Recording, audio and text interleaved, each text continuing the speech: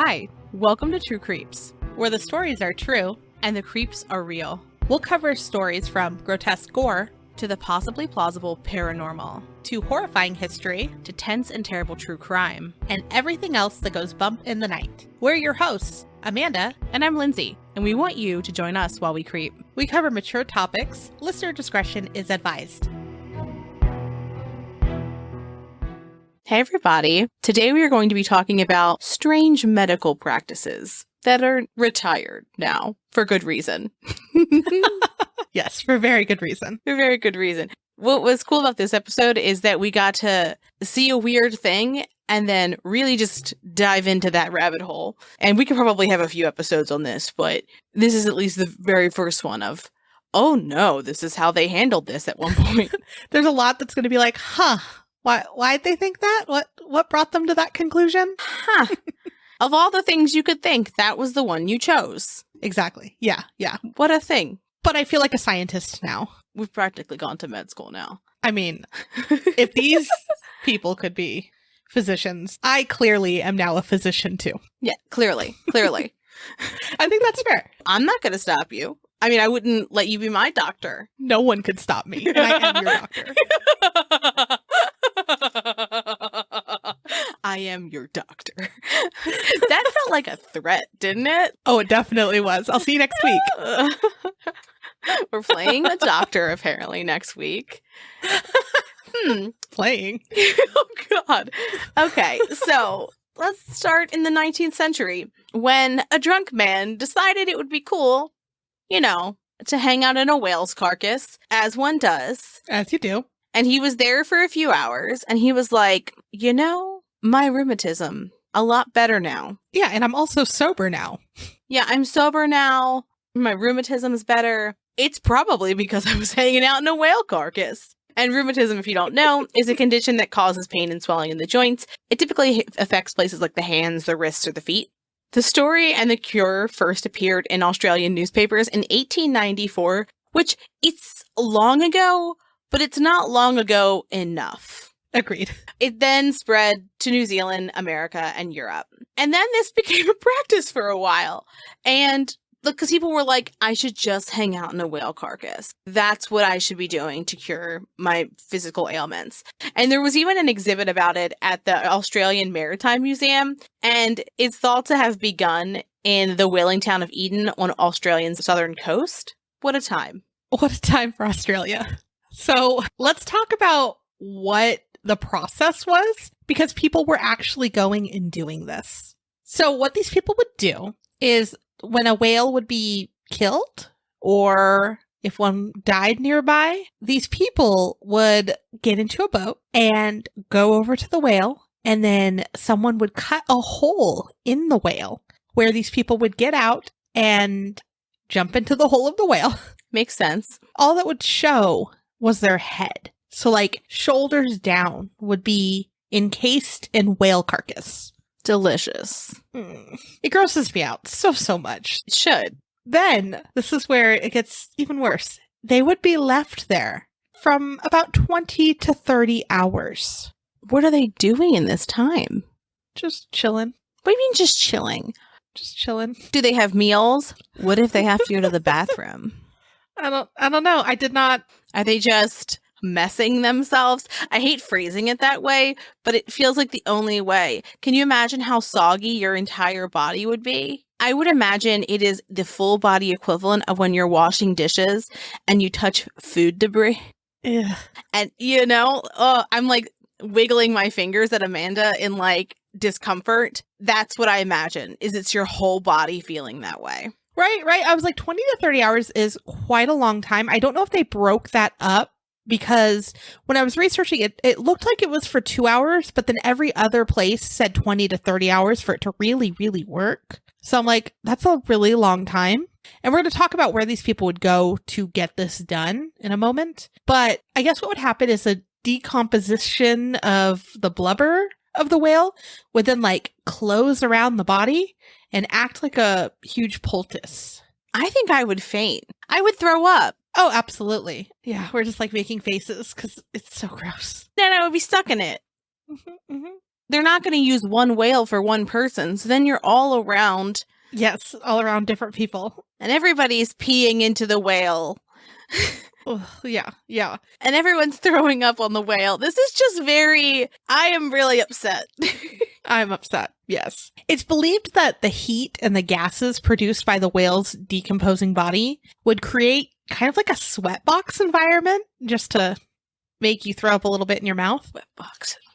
And it was believed that this would then bring relief from the aches and pains for up to a year. So like they're like, okay, I can go through hell for a little bit, but I'm going to feel good for a year after. I want you to picture this. You've got achy joints and you decide that for 30 hours, you are going to go sit in the decomposing body of a massive creature, here a whale, with a bunch of other fucking people, chilling, presumably pissing and possibly pooping yourself in this whale with other people. There is no way you are going to admit it didn't work. So for at least a year, you can fake it. But after that year, you're like, ugh, it must be coming back. Like, I would be intrigued on how many people did it twice. That's true. That's a good thought process. I think that I would lie.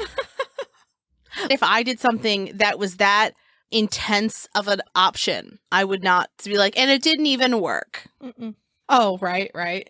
Also, we're going to talk about the after effects in a moment, but yeah, that makes sense. So there is an old article from 1899 that reported a hotel in Australia that people suffering from this condition would go to get this treatment. So like a bunch of people would be staying in this place and travel to this place specifically to have this done. And so like the hotel, I believe, would arrange it because there, like I said, there's some pictures, some old time pictures of it. And it seems like, yeah, they would like congregate and then they would row them out to these whales. Do you know what just occurred to me? Okay. They have this whale carcass that's decomposing. Okay. They have the first round of people there for 30 hours. It's not like they get rid of the whale. They probably bring a second group of people, a third group of people to go into the whale after other people have been in there doing awful things for 30 hours. So then you're the sixth person in the dead whale. I hope not. I don't know, because it's a whaling community. So it's like, I think that they would get through them pretty quick because I think they'd use parts of the whale for other things. So I think it was just like an ongoing, there was always dead whales because it was a whaling community. They had to have used them more than once. Either way, it's disgusting and awful. Yeah, but the idea of being not first is so much worse in my head. It's pretty bad. So in 1902, a couple years later, this is still going on. That's too recent. There's an article in the Graphic that included a cartoon-like picture of the process. My favorite part of it, there's like this like prim woman who has a hat on. Yeah. And there's a guy that's like leaning over to her, presumably trying to talk to her. And she's just like, I am not fucking having this. I am in a decomposing whale trying to have my body ache less. Can you fucking leave me be? And there's also like a guy that's like showing off that his joints don't hurt. At the end, yeah. He's like jumping and like swinging his legs out. You know what it reminds me of? He's jumping and swinging his legs in a very original Charlie and the Chocolate Factory. Yep. Mm-hmm. Mm-hmm. Willy Wonka style. That's the vibe I'm getting from this man. Yep. And I love that, like, so it's like a story, right? It's like they go to get this procedure done. And as they're preparing for it too, the doctor is holding a rag over his nose because it smells so bad. And then it's kind of hard to read. It's very like tiny writing and old timey, you know, but the part that you were talking about with the woman with her hat, her fancy hat, and the guy like leaning over, the writing for this is a little bit bigger. And it says, but he forgot that his wife had a telescope. And this is what she saw. So, like, he's, like, checking out this other woman while his wife's on shore in the hotel, like, oh, he's going to get better, and, like, watching him. You absolute scoundrel. But yeah. You're telling me you're going to hit on a woman while you're sitting in a dead whale carcass? I'd also like to point out that he's shoulder deep, and she's only waist deep. Yes. So I guess maybe he had shoulder ailments, and she had lower than her waist ailments. I don't know, but definitely an interesting, I don't know, it's like a comic, right? Like what you would see in the newspaper in a way. Yeah. So Luckily, as whaling declined in Eden, so did this practice. Shock. It pretty much was completely gone by the First World War, and some believe it was due to the after effects. And what the after effects were is the person would be super smelly for around a week or longer because of the decomposing whale like fats and stuff. Huh. What a thing. Yeah. Ugh, I still don't like it. It's so gross. So let's talk about teething. When I think teething and I think like old-timey cures, what comes to mind is like in the not so distant past when people would rub alcohol on like infants' gums. That is not where we're going. Oh, no. Starting in the 16th century, people started noticing that children that were aged 6 months to 2 years started dying. And so they started thinking that the children were dying due to teething because that's something that's happening during that time. And 16th century to 1900s is how long this is going to go on, what we're going to talk about in a second. So in England and Wales in 1839, they said teething caused over 5,000 deaths. In 1910, they said 1,600. That's wild. Which just a natural body process of teeth coming in. Yeah, and like statistics were all over the place because that's kind of a hard thing to pinpoint back then.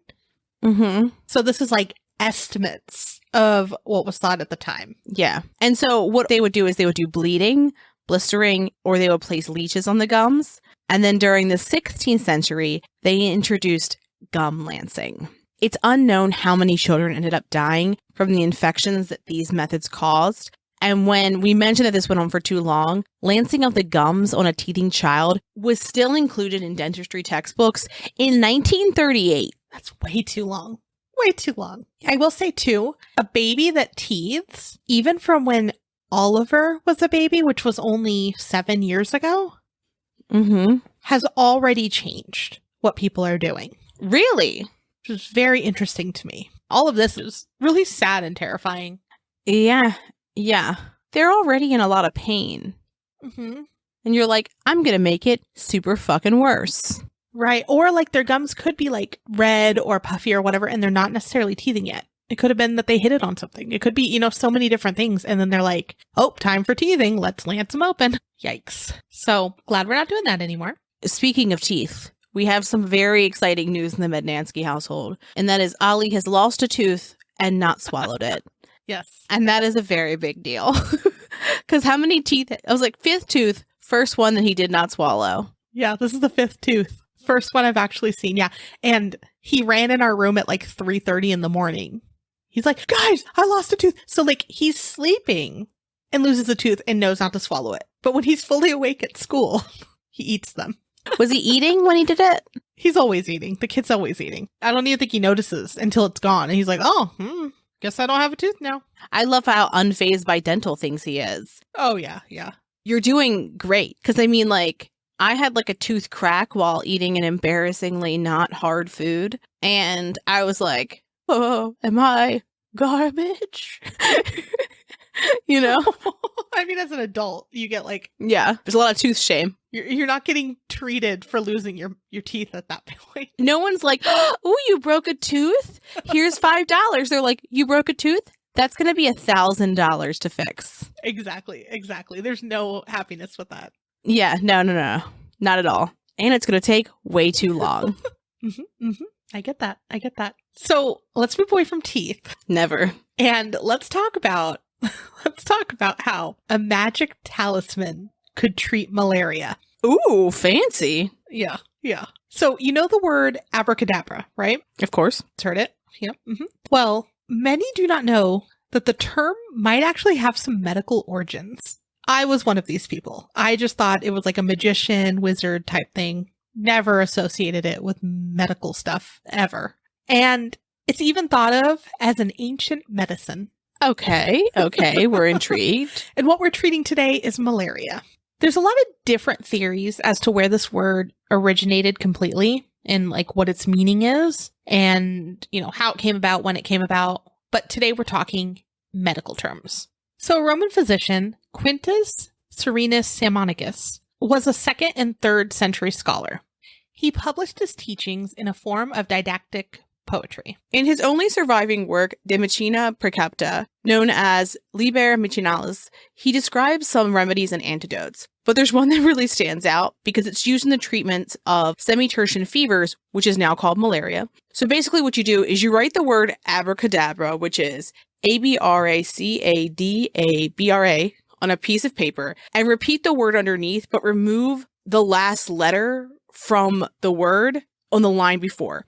If you wrote abracadabra, on the next one you would write abracadabra and then abracadabra and so on and so forth. And you would do it again until you were just writing an A, and it would make a narrow cone shape.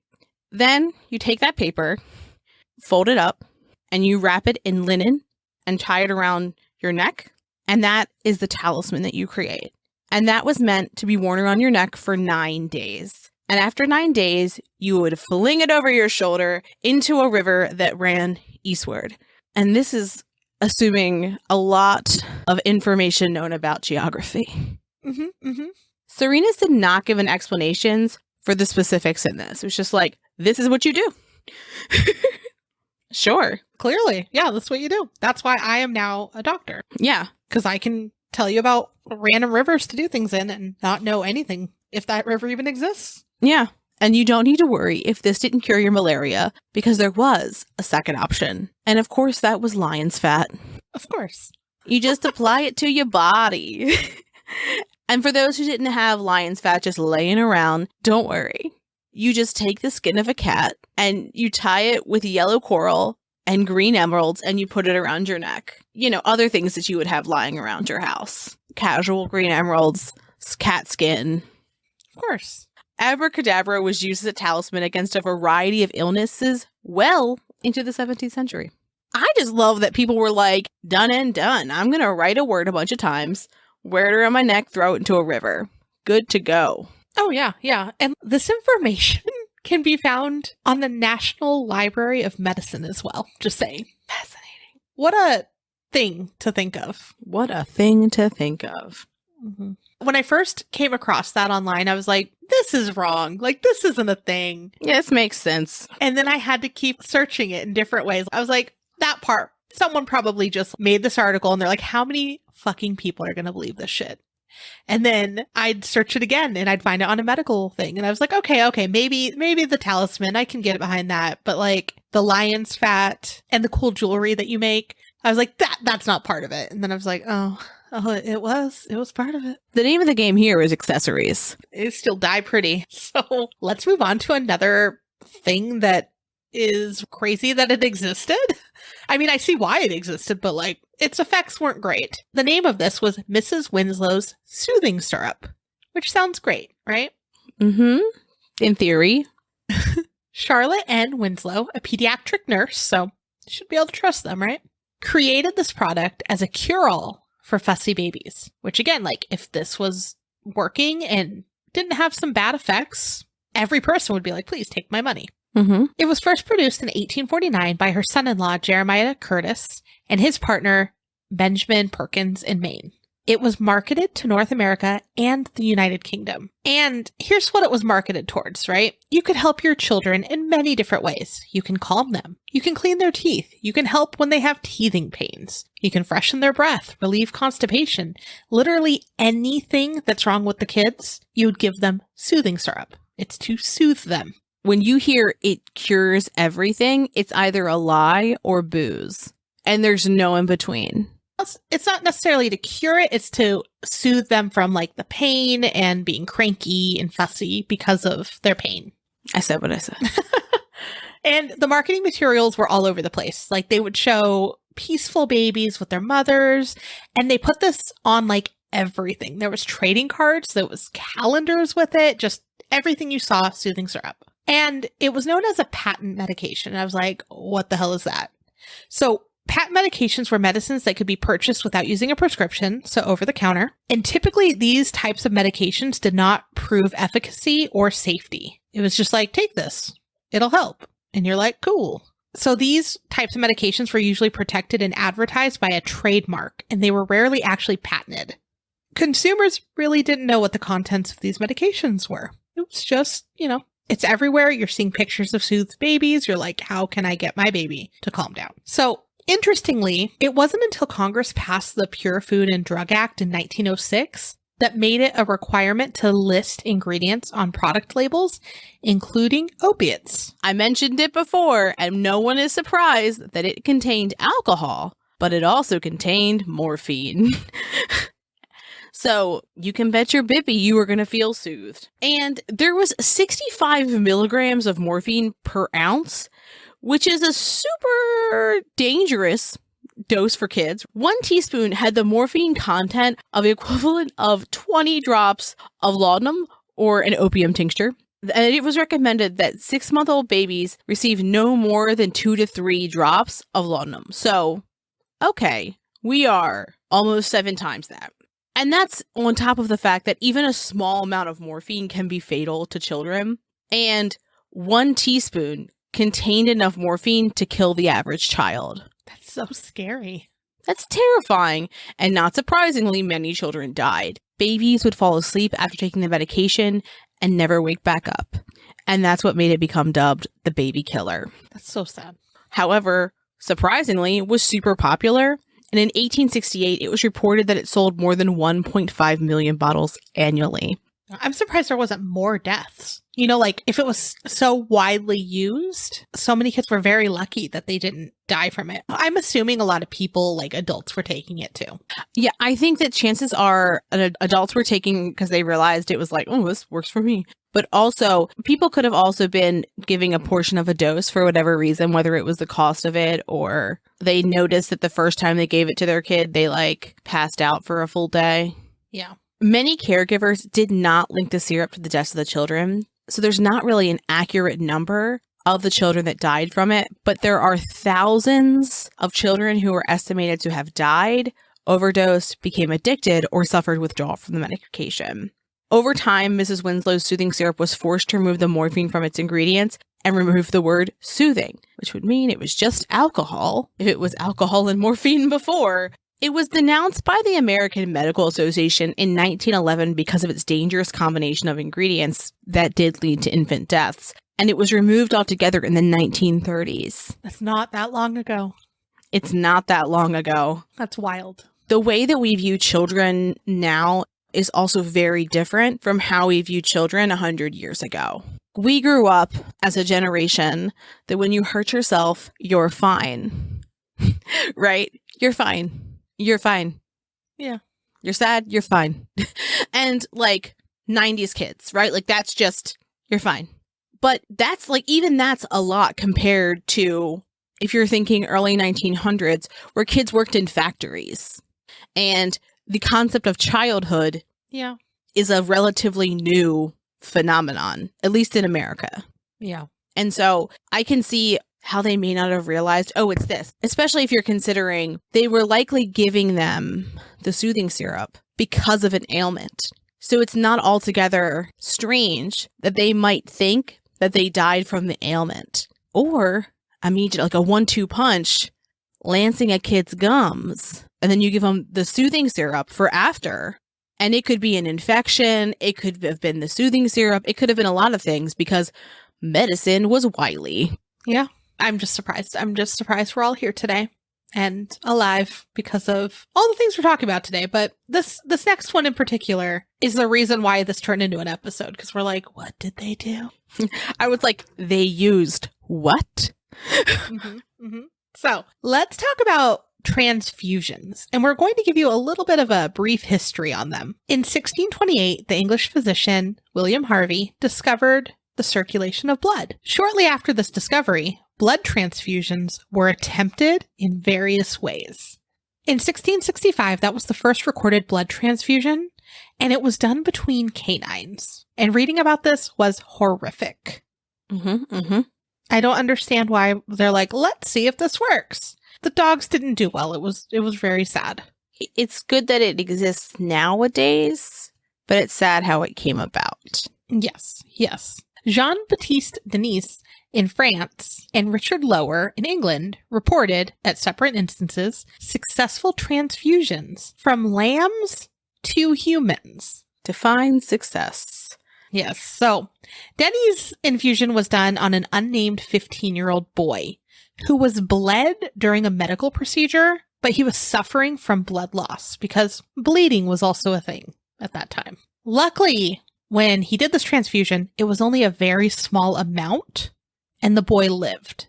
And I saw various different reasons like why he lived, and it was either like his body was young enough to like fight what was going into him, and that it was such a small amount that it wasn't that big of a problem, but had they used more of it, he probably would have died. Yeah. And then to just go on kind of on topic, off topic, because we're talking about Denny's, he did end up killing 2 people. One was named Gustav Bond, and the other was Anthony Mahua.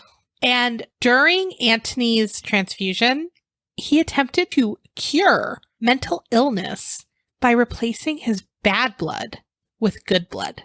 That make you like, uncomfortable. It makes me uncomfortable and I'm like, oh no. Yeah. So what he thought at this time was that if he used an innocent or a pure animal, the animal's blood would counteract the things in the man's blood that was making him act badly. It is not the worst logic that I've heard. If you're thinking there is something inherently wrong with humans and it makes you bad, and if you think like people would use like animal blood and sacrifices and things like that, I could see how you could think it is purer. There aren't evil animals. Like they don't have the capacity for evil. I don't know. Poor Morroy. Yeah, but it's pretty bad. It's pretty bad. So what he chose was a calf. So he ended up using 5 to 6 ounces of calf blood. And when Antony began to sweat profusely, they stopped the procedure. But then they continued it the next day, and the patient seemed more docile and less, quote unquote, mad. Because he was dying. Exactly. He ended up dying shortly after, and that would make sense. He was probably shutting down. Even weirder. So ended up going to trial, right? Because they thought, okay, Denny's is actually like killing people with this. There's a trial, and he was found not responsible, and they ended up blaming arsenic. But because of all this anyways, the court did ban transfusions for a while. So let's talk about the other doctor that I mentioned, Richard Lower. His infusion was attempting to use lamb's blood in a patient that was, again, mentally unstable, and his name was Arthur Koga. His hope was the same thing, that the lamb's blood would cure this man's mental illness. Luckily, this man ended up surviving, but it didn't do anything to help his mental illness. These people, though, paid Koga, and they gave him 20 shillings for the experiment. Within about 10 years, though, this got shut down because of all the reactions that people were having and or deaths. Okay. And I just want to point out, it's just interesting as we're talking about this, we keep talking about that there's something wrong with the blood and mental illness. We're linking these two, and this is where the idea of bad blood comes from. Like the phrase bad blood is from people thinking that mental illness is due to your blood. Oh, wow. Right? Interesting. Yeah, that's an interesting takeaway, yeah. So now we're continuing with transfusions, not where do we get this phrase from? So let's skip to the late 19th century when we thought, you know what, animal blood, it's not doing it. You know what we'll use? Milk. Obviously. So in 1854, in Canada, scientists tried to use cow's milk. In particular, it was Dr. James Bovell and Dr. Edwin Hodder, and they were the first ones to do it. And they believed that the fatty and oily particles in the milk would become white blood cells because, you know, they're white. Right? I can't see why they're like, this is kind of similar. It'll probably transition into what we need it to be. Why not? Yeah, it's going to be fine. The first patient was a 40-year-old man they injected with 12 ounces of cow's milk, which it's not a lot of milk, but it's not a lot of milk. Exactly. Yeah. And then he did well, but like, how well could he have done? Like, I'm assuming well means he didn't die. Yeah. And then, not surprisingly, the next 5 patients did die. Despite these deaths, the treatment was popular in the U.S. between 1873 and 1880. For a full 7 years, they were pumping people full of fucking milk in their veins like it was a good idea. Ugh. And generally, North America seemed to embrace it to treat things like tuberculosis. Weird. Oh my God. So after the transfusions, patients would complain of chest pains, headaches, and have repetitive and involuntary eye movements. Many of them died. You don't say. I don't understand why they were like, yep, this will work. And then as they're doing it, all these people are having so many different issues. But they're like, well, they're living, so cool. And now when they start to die. Can you imagine your fucking poor heart? It's like, what the fuck is this? It's just like, they make you into cream of human soup. Yeah. Don't do this. So, okay, remember, we're in the 1800s. They started this in 1854. By 1873 in America, they're like, yeah, this is what's up. And then in 1880, Dr. Joseph Howe is like, we should test this on an animal, and in particular, dogs. All of the dogs died. So after he experimented on the dogs, he's like, you know what? The issue was that we were using animal milk. I bet we'd have better results if we used human milk. You know how I feel about breast milk being used for things other than feeding babies. So he transferred 3 ounces into a woman with lung disease. She stopped breathing pretty quickly because that's not what you're supposed to do. And he resuscitated her with artificial respiration and, what I saw, injections of morphine and whiskey. Oh, shit. Yeah. In 1884, they started to do saline infusion to replace the milk due to the increased frequency of adverse reactions.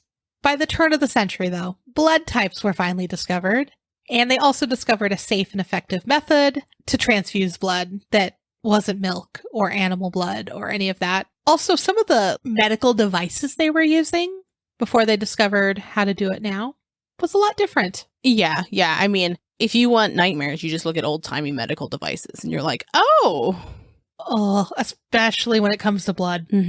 I had to take a break after reading some of them, and because some of them were like, let's show you how they did it. And I'm like, no, thank you. No, thank you. I'm going to go hug my beagle now. Yeah, baby. So, speaking of just very strange medical things that were done to people, another one that came up, and I was like, this isn't real. This can't be. And then started reading, and I was like, oh, God. And that is a wandering womb. Wandering womb. How little men knew about women's bodies. Oh, I like that you said that in past tense. That was generous. Oh, I feel generous. Yeah, you're right. I was being nice. But like, generous. When you think of things today, this was a whole other ball field. Like, this is nonsense. This definitely was a way for them to control women from a long time ago, right? You mean that men wanted to control women? The first I'm hearing of this. From the start. I'm in a real shipper mood today. I'm stirring. So, you know what? Reading this, I was very, very upset and angry because I was like, what the fuck? Yeah. This is going to have you go, what the fuck? So we've all heard of Plato, right? Famous philosopher. And we've all heard of Hippocrates, right? And, you know, he's just the dude considered to be the father of modern medicine. Yeah, Hippocratic Oath. No biggie. No biggie. Yeah. So these two thought that a wandering womb was a thing. I don't know why, but all I'm thinking of is Sisterhood of the Traveling Womb. That's not a thing, but like... I mean, for what they described, it might as well be, right? It's like the Blair Witch, like she's just like, making my way downtown, walking fast, you know? Yeah, as she does. So, according to some of their writing, when women were celibate for a while, their womb, that was, of course, eager to bear children, could dislodge itself and glide freely around the body. You may unfasten your seatbelts and wander around the cabin. That's what happened. Like a body announcement would come up and the uterus was like, it's my time. It was just wiggling around. It spends some time in your fingertips. Exactly. It just like bumps around. Yeah, your organs. Kind of like, you know, the DVD screen from like The Office. I imagine that in your body. Oh, yeah. I mean, I was imagining just like the uterus is like just trying to squiggle into like as many, like, you know how we want to see like every US state. It's like, I'm going to be in every part of the body. Oh, yeah. So, yeah, it would just get so bored because it didn't have a child in it that it would just wander around to find something to do. Have you seen those memes where it's like, it's not really a meme. It's like an aesthetic where you see a woman who looks like she's like dressed for Coachella and it says wanderlust. I'm picturing that with a uterus. Yes. That's what it was. So, as it was wandering the body, it would be bumping into like organs and causing shit to happen. It would also cause things like suffocation, hysteria, which is kind of a topic of its own, seizures, and really anything, all the way to death. So what you're telling me is that these two men were like, "Ugh, women get sick and like die. How annoying. What do you think it could be? Like, it's not going to be things that like we get, right?" And they're like, no, definitely not.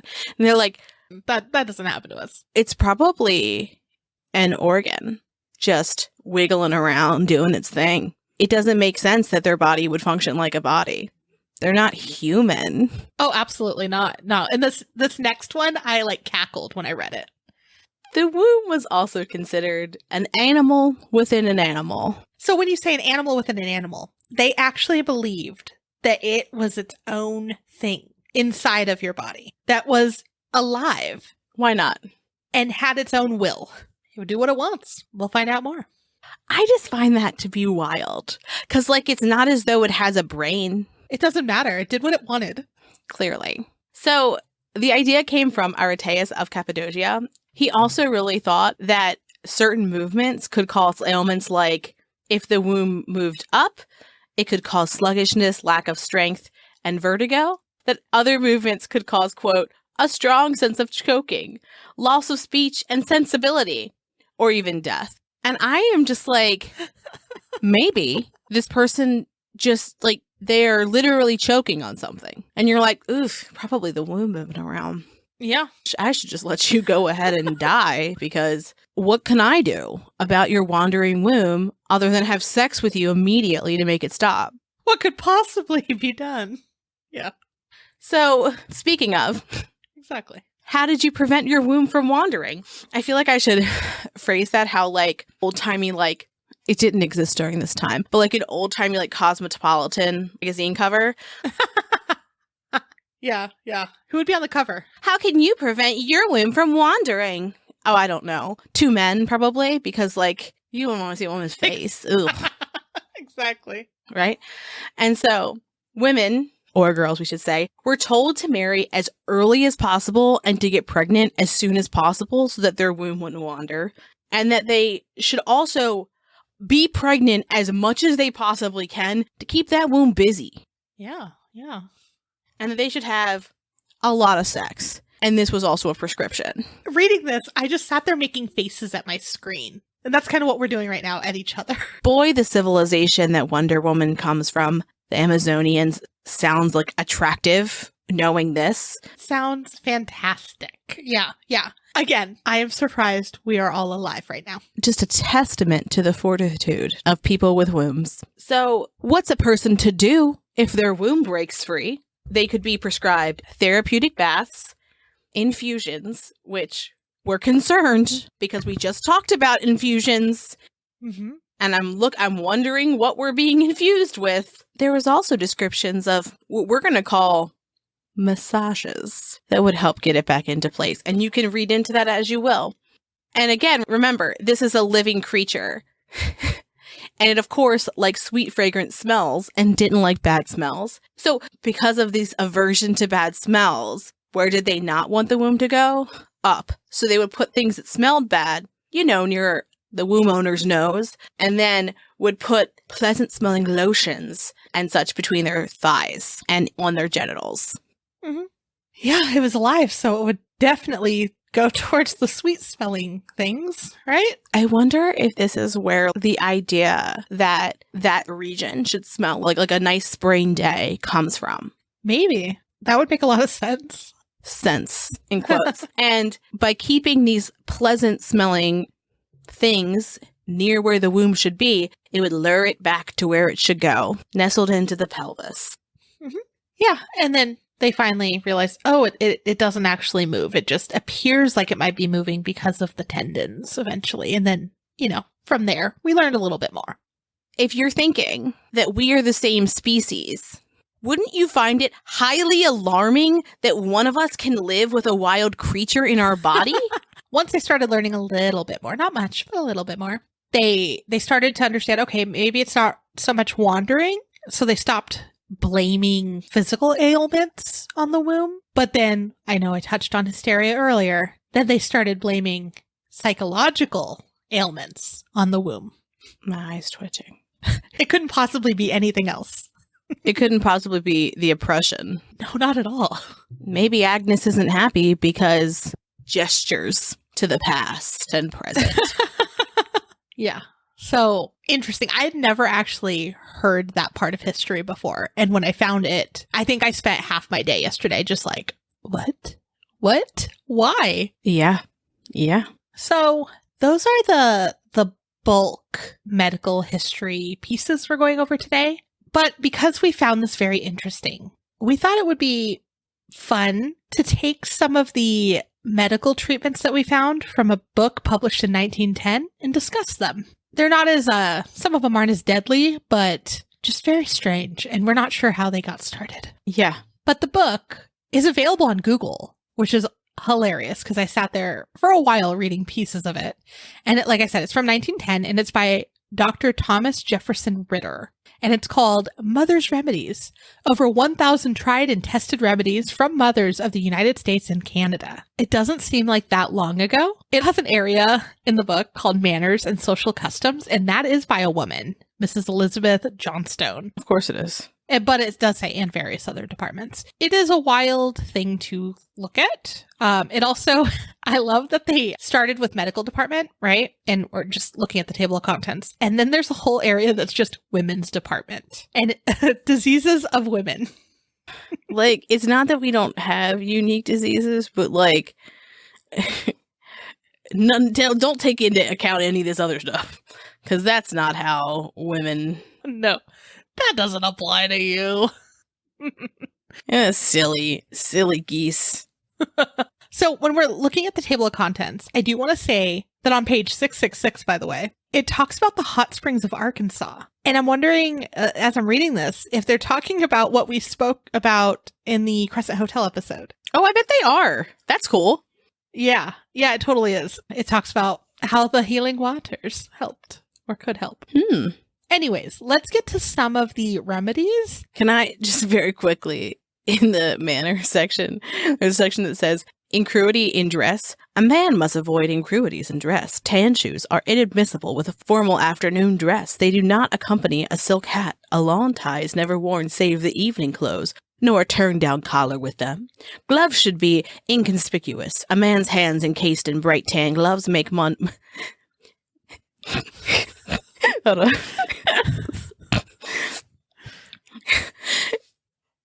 You're not on this page, right? Because it's what a ride. Okay. No. A man's hands encased in bright tan gloves make... I'm trying to say it and not laugh. A man's hands encased in bright tan gloves make one think of sugar-cured hams.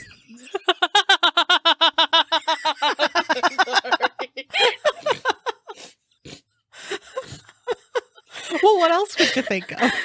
The tuxedo is a dinner coat, hence never worn before 6 o'clock. It must not be worn at a theater party or if a man escorts ladies. It may be worn in the summer at informal dinners and at summer hotels. Silk hat, white waistcoat, or white lawn tie are not correct wear with a tuxedo. Yeah. And in the women's section, at one point... There's a lot of exclamations for women, but every detail from shoes to hats should be harmonious and suited to the occasion, and consequently the hour of the day. But how many violations of this rule we see! Ostrich feathers worn with shirt waists, low shoes on the street, dressy hats in the morning, jewels at breakfast, all inappropriate and unrelated. I love when your accents come out. Like, this person, as they're writing it, is getting themselves upset. The correct streetwear in the morning in the winter is a tailored suit with a medium-sized hat in felt or beaver, walking shoes, and rather heavy gloves in glace kid. I don't know if that makes sense, but... Yeah. This, like I said, this is a read, and it's available on Google, and you'll have the link in our sources. Please do not seek medical advice from this, by the way. Please. It's killing Lindsay. Good taste and modesty forbid too lavish a display of shoulders.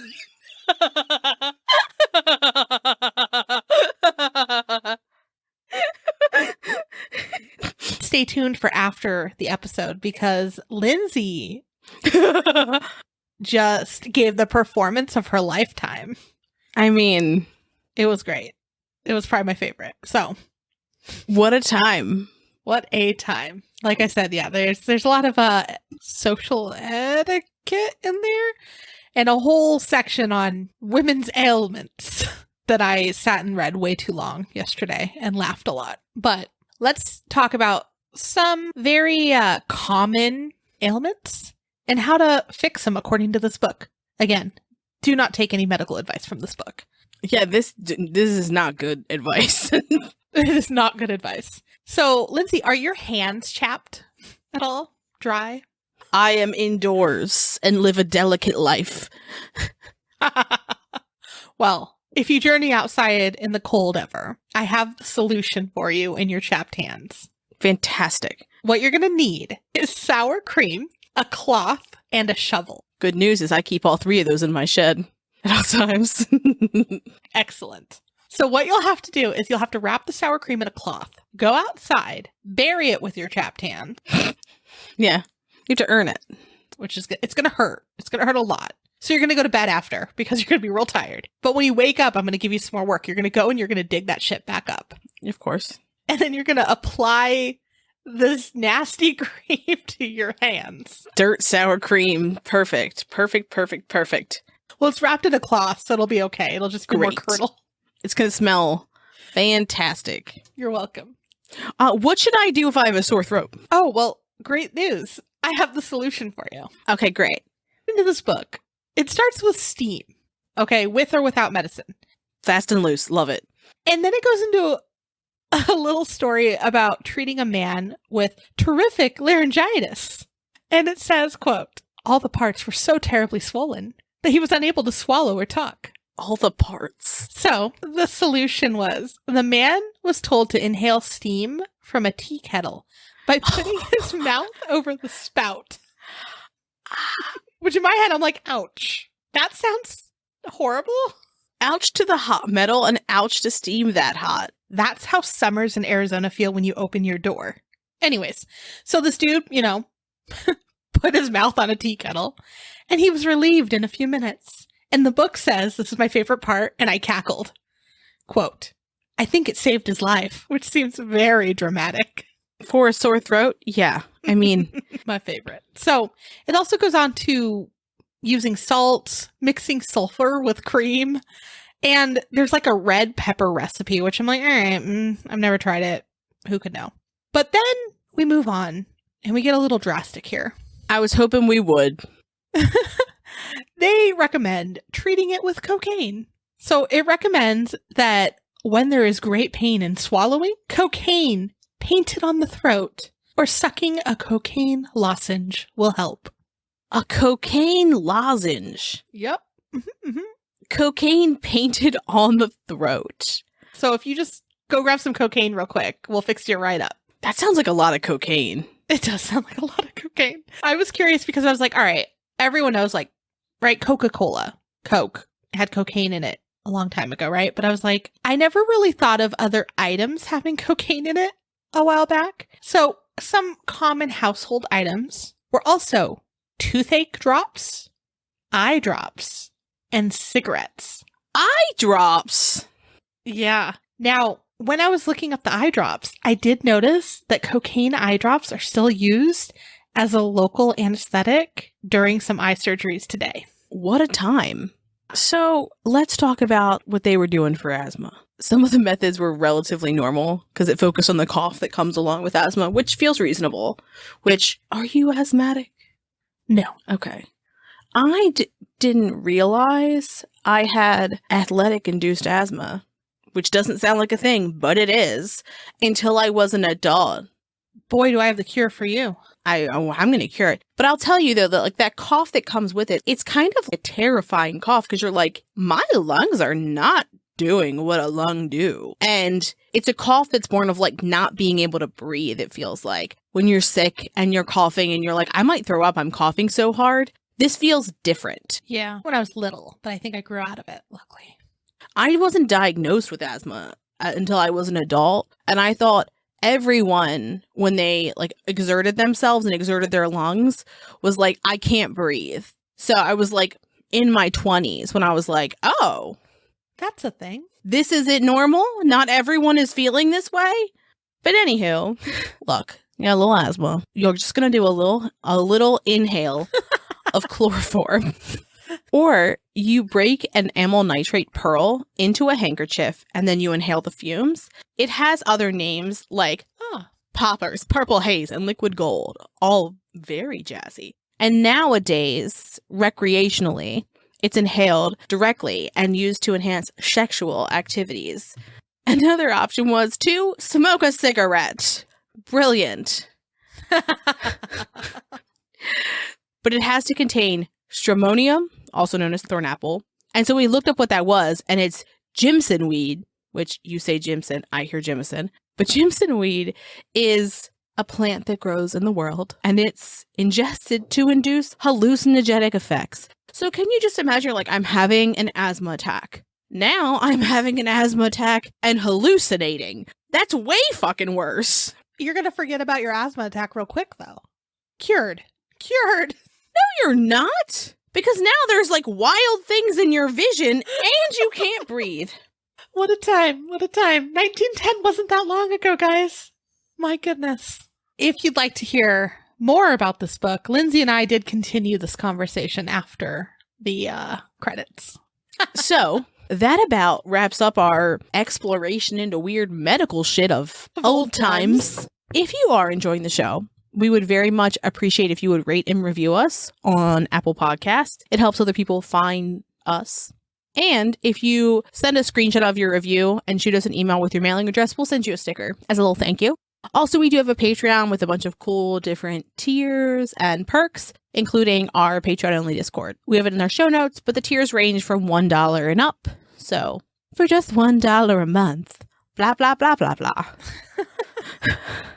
Yep. And I just sent out our patrons their new sticker for the year for the ones that signed up in March. And it's adorable and I love it. So if you did just receive your sticker, show us where you put your sticker. Tag us. Yeah, we're excited. And with that, have a great weekend. Thanks for creeping with us. Thanks for listening. And as always, a special thank you to our patrons who support us via Patreon. Please see the link in our show notes to learn more about how you, yes you, can begin to haunt the dump, guard vortexes, or even become a scorching Sasquatch. Ooh. Also in our show notes, you can find the link to our website, more information on our sources, our social media handles, and our merch store. We'd love for you to keep creeping with us. So if you like this episode, please subscribe, rate, review, and share the show with your fellow creeps and or ghosts. I beg of you.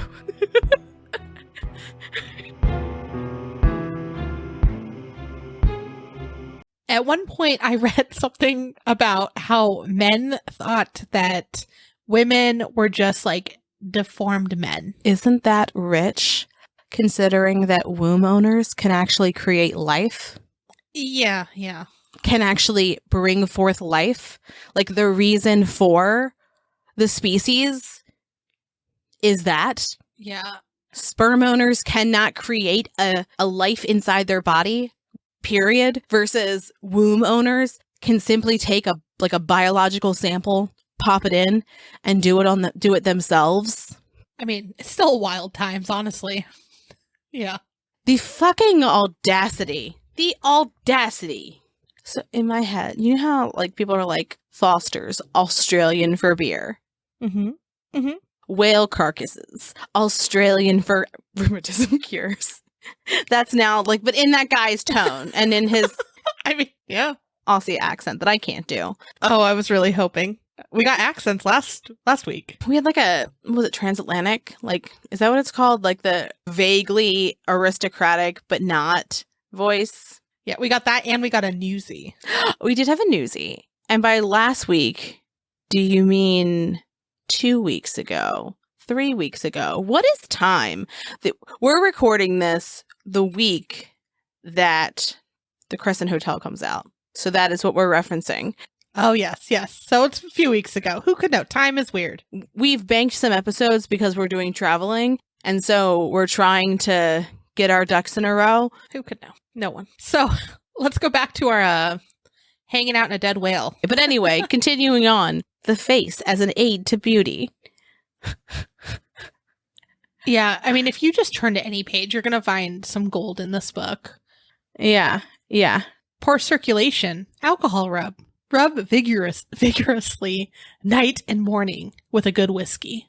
Oh. Don't stop for a week or so after the patient looks and feels well. Rubbing with alcohol would probably be preferred. There's so many gems here. I'm just scrolling. I'm on page 690. The etiquette of calls. As has been said, a woman is expected to call on her friends once a year at least. Perfect. I am a fucking hermit. You will see me once a year. I love you. The day at home has rather gone out of fashion. Amanda, did you know? Okay, so you know how there's like the yearly wedding gifts? Mm-hmm. Did you know that there's a 3 days after you're married one? No. Sugar. Okay. And 60 days vinegar.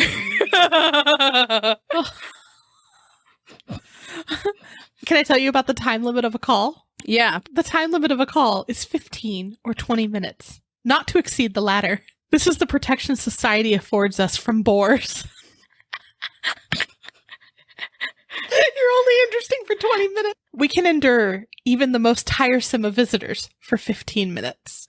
Gorgeous. Oh God, hold on. Wait, let me just see if there's any other gem here. Okay, it's just how to get... It also goes on to say, like, if you're ditching someone that tries to come to your house, how to avoid them. Perfect. Money to children. Instead of paying children for doing work, let them understand that they have little duties that must be performed, but give them money at intervals. Teach them the value of money and the principles of saving. Okay. Oh man, this goes into, like, wedding announcements and invitations and dinners and baby sleeves. Oh man. Oh, you know what? This is timely. The unexpected visit. Uh-oh. Nothing is worse form than the surprise visit. And that goes today. That continued on. Tea and coffee. Don't give your 2-year-old child tea and coffee to drink. What if she does cry for them? The crying will harm her far less than the drink. What a time. Oh, man. Yeah, okay. Yeah, so, I do like that there's a whole section on canning, and I would imagine that it actually works relatively well because they would have died if it didn't. Yeah, that's fair. Some hints on chafing dish cookery. I love the word cookery. Some favorite chafing dish concoctions. Cream sauce. It's just a roux. Welsh rabbit. 100 choice recipes. What doesn't this book contain? It is everything. It is everything they ever needed. It has like children's parties, like birthdays, engagements, weddings. How to make apricot preserves. Recipes. Candy making. Yeah. Making fondant. What this makes me think of in a way is when in The Office when Jim makes the throwing a garden party book for Dwight. I vaguely remember this. Some of the way that this is written reminds me of that. Yes. Like, I'm going to read this to you and just tell me if you can understand what it's saying. Uses for men's worn out collars. Men's collars, when worn out, can be opened and bound together as a memorandum book, which can be laundered each Monday. I don't... Okay. Yeah. What a time. I don't even know what section I'm in. How many pages is this? Mother was busy. Oh no! Vagina, a sheath, the canal from the slit of the vulva. I gotta go. Okay. Even Moo's like, what the fuck is happening? Look at her. She's like, Mother, why? Oh yeah, I'm thinking... A very light dressy hat makes wrinkles more obvious. Ermine furs, for instance, are absurd on a woman of 45 or 50. The dead white brings out the yellow in her complexion and the faded color of her eyes and hair. Brutal. Shabby gloves are ruinous to a well-dressed appearance. Some of these have to go after the credits, or after our outro, but Oh, yeah. She is getting upset. She likes your accent. When you speak in the accent, she gets all excited. She's like, what's happening? And it is very important that a woman should know what not to see, the art of not hearing, yet she should never overlook anything vital. I think that means let him do what he do and fuck off. Slang, we are often reminded, is common meaning vulgar. I'm sorry. We were talking about medicine, and No, it's great. It's great. I'm lost. I'm lost in this. Do it. Capybara. Capybara, capybara, capybara, capybara. That's been stuck in my head so much. And when I forget about it, I see your post and it happens all over again. Capybara. I mean, I never let Ben forget. I'm just like, sing it. And he's like, capybara. No, my friend put it on his soundboard and got banned for 3 days. Perfect. Oh, am I garbage? End of episode. End of episode. Like, what? Sounds good to me.